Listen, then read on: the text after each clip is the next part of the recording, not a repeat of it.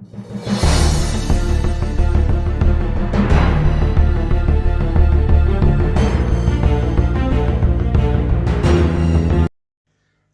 afternoon, Keepers of the Cash. Gary V, the Casual Comic Guy here, and I'm here with Savage Saturday Comic Review 31. Alright, and today what we're reviewing is a favorite story of mine, one I've read many times over and over, in reprints, in the original, just any way I can read it. I love this story. It was adapted from a Robert E. Howard short, and it has the first appearance of a character named Juma, who was a creation of Lynn Carter and L. Sprachtenkamp. So you got that going for this issue too. You got a first appearance. You have Marvel Value stamp number 8 in it from Series A, which is Captain America. And great Neal Adams cover. Of course, this cover is going to get an A+. And inside, all Neal Adams art.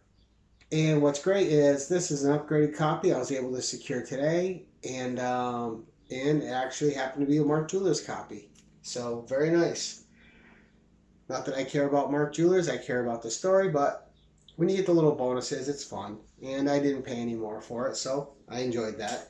So, at the beginning of this story, it starts out in when Kull was ruler of Atlantis, Kull the Destroyer, another Robert E. Howard creation. But if you're watching Savage Comic Review, you already know who Kull is. There's a wizard, Rotath, a Lemurian, who is dying on his steps of his palace.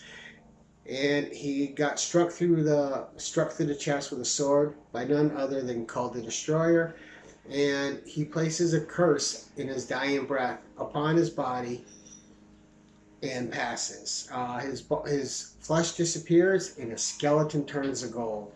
Flash forward a couple centuries, and this hapless guy wanders across these bones, and he thinks, wow, I can buy all sorts of things for my people to help defend themselves.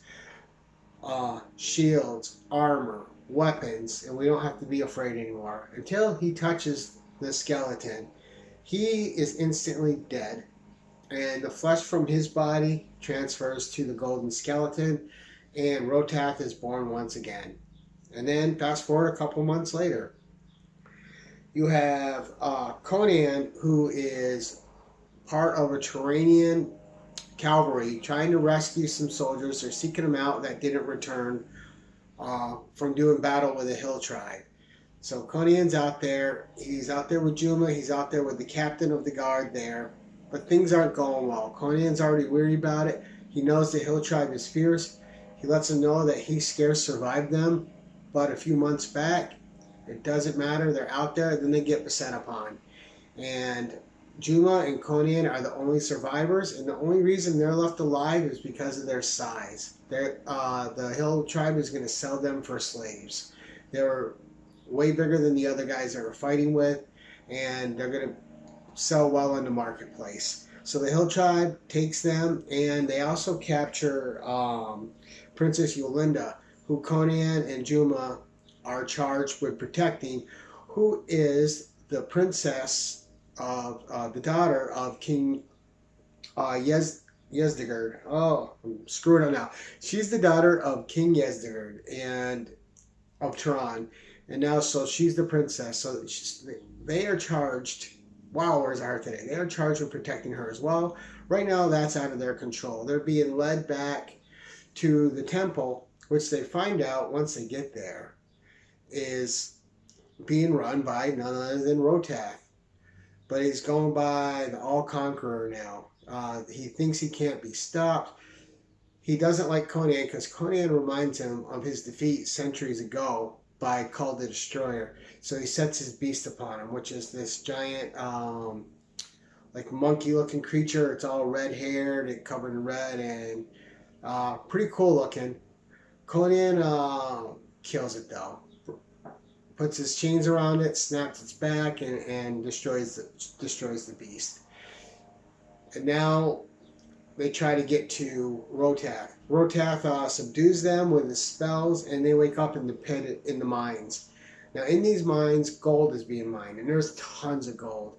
But some of the gold is being channeled elsewhere. And Conan and Juma, after a few days, they want to know where that is. None of the other people that are being held as slaves and mining down there are pay any attention or try to go follow what's going on down there. So they know it can't be good, but they know they can either tarry away as slaves or they can take a chance going that way. So they go see where the other gold's being diverted.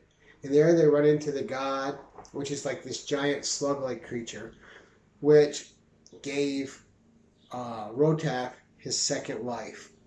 And this creature devours gold, which Conan doesn't know at first because he's got a few pockets loaded with it because he loaded up thinking they're going to escape and he's going to have some money to do what he wants with.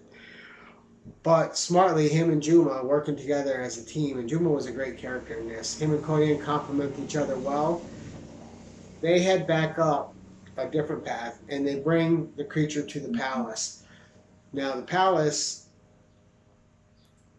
has its own things going on. Rotath plans on wedding Yolinda. That way it'll make his takeover of Turan just a little bit easier. He wants things to go smooth. He wants the power. He wants to rule. And he tells her that she will bear him a golden skinned son, as he is gold himself. But seeing that he had prayed to this god and his rebirth, the god was only able to do through the gold that a skeleton was. The creature, once free of its environment below, just consumes everything that's gold, and thus Conan leads it to Rotath. You can imagine what happens from there. A fantastic conclusion with Conan and Juma saving the princess and getting their wrath on Rotath, and Rotath once again succumbing to someone that he believes is his lesser, and doesn't stop his demise.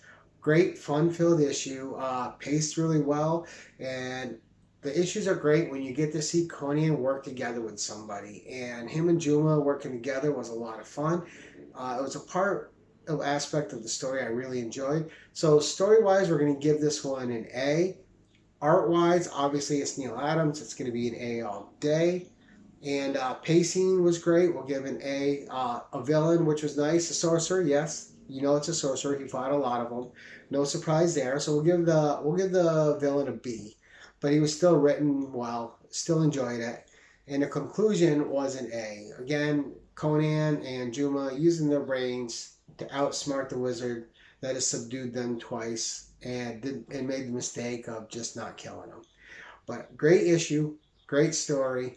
Another Neal Adams gem, and that's all I got for you now, guys. I hope you enjoyed this review. I hope you've read this book, and if you haven't, seek it out. It is a first appearance. This book generally goes for anywhere from $15 to $20 a copy if you find it in decent shape. And so it's still one of those in the affordable ranges. Who knows what'll happen once Conan hits Netflix. But until next time, keep it casual.